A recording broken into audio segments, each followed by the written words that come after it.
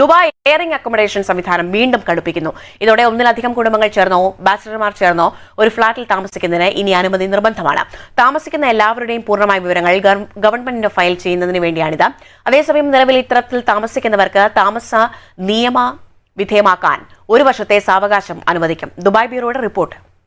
ഗൾഫിലെ പ്രവാസികൾക്കിടയിൽ പതിവായി കാണുന്ന താമസ സംവിധാനമാണ് ഷെയറിംഗ് അക്കോമഡേഷൻ എന്നത്. ഇതിനാണിപ്പോൾ കടുത്ത നിയന്ത്രണം വരുന്നത്. ഇതോടെ ഒന്നിലധികം കുടുംബങ്ങൾ ചേർന്നോ ബാച്ചിലർമാർ ചേർന്നോ ഒരു ഫ്ളാറ്റിൽ താമസിക്കുന്നതിന് മുൻകൂർ അനുമതി നിർബന്ധമാണ്. ഇതിനായി ദുബായ് മുനിസിപ്പാലിറ്റിയുടെ പ്രത്യേക ലൈസൻസോ അനുമതിയോ ഉറപ്പാക്കണം. അനുമതി ഇല്ലാതെ ഒരു കെട്ടിടവും ഷെയർഡ് ഹൗസിംഗ് എന്ന ആവശ്യങ്ങൾക്കായി ഉപയോഗിക്കാൻ പാടില്ല.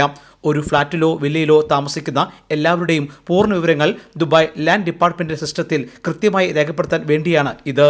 നിയമലംഘകർക്ക് 10 ലക്ഷം ദിർഹം അഥവാ 2.5 കോടി രൂപ വരെ പിഴ ചുമത്താൻ വ്യവസ്ഥ ചെയ്യുന്ന ഉത്തരവാണിത്. UAE വൈസ് പ്രസിഡന്റും പ്രധാനമന്ത്രിയും ദുബായ് ഭരണാധികാരിയുമായ Sheikh Mohammed bin Rashid Al മക്തൂമാണ് ഉത്തരവ് പുറപ്പെടുവിച്ചത്. നിയമം ലംഘിക്കുന്നവർക്ക് കുറ്റത്തിന്റെ തോതനുസരിച്ച് ആദ്യഘട്ടത്തിൽ 500 ദിർഹം മുതൽ 5 ലക്ഷം ദിർഹം വരെ പിഴ ചുമത്തും. 1 വർഷത്തിനകം നിയമലംഘനം തുടർന്നാൽ പിഴ 10 ലക്ഷം ദിർഹം വരെയായി വർദ്ധിക്കും. ഫ്ളാറ്റ് ഉടമയുടെ രേഖാമൂലമുള്ള അനുമതിയില്ലാതെ വാടകക്കാരൻ മറ്റൊരാൾക്ക് റൂമുകളോ ബെഡ് സ്പേസോ വാടകയ്ക്ക് നൽകുന്നതും കുറ്റകരമാണ്. നിലവിൽ ഇത്തരത്തിൽ താമസിക്കുന്നവർക്ക് നിയമവിധേയമായ മാർഗത്തിലേക്ക് മാറാൻ 1 വർഷത്തെ സാവകാശവും നൽകും. കെട്ടിട ഉടമകൾക്കും വാടകക്കാർക്കും നടത്തിപ്പുകാരായ റിയൽ എസ്റ്റേറ്റുകാർക്കും ഒരുപോലെ ഈ നിയമം ബാധകമാണ്. ഫ്ളാറ്റുകളിലെ തിരക്ക് കുറയ്ക്കാനും എല്ലാവർക്കും സുരക്ഷിതമായ താമസം ഉറപ്പാക്കാനും ഈ പുതിയ നിയമം വഴി അധികൃതർ ലക്ഷ്യമിടുന്നു. Elvis Chummar, Jaihind news, Dubai.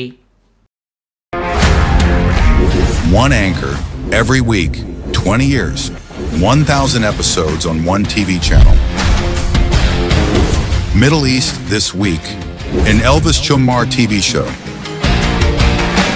Exclusively on Jayhind TV. Stay tuned for the 1000 countdown.